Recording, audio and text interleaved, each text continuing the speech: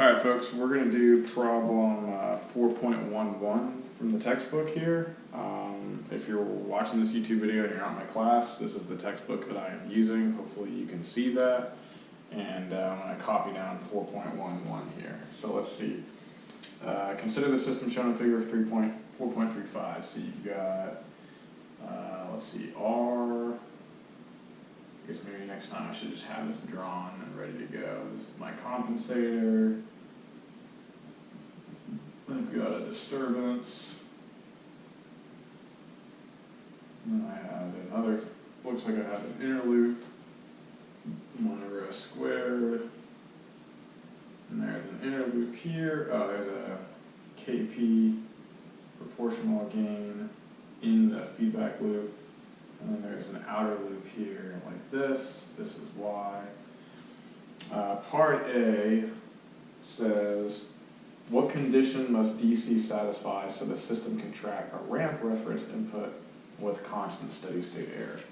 Okay, so what we need to do is we need to go back to our table.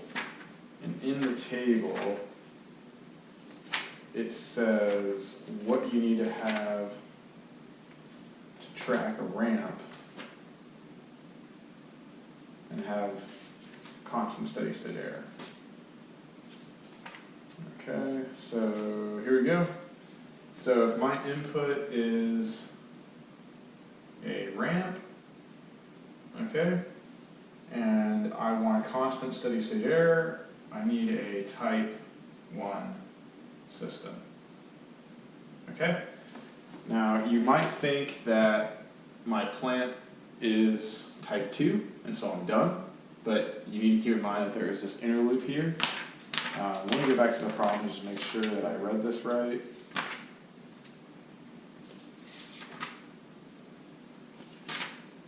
So what condition must DC satisfy so the system can track a ramp reference input with constant steady state error? Okay, cool.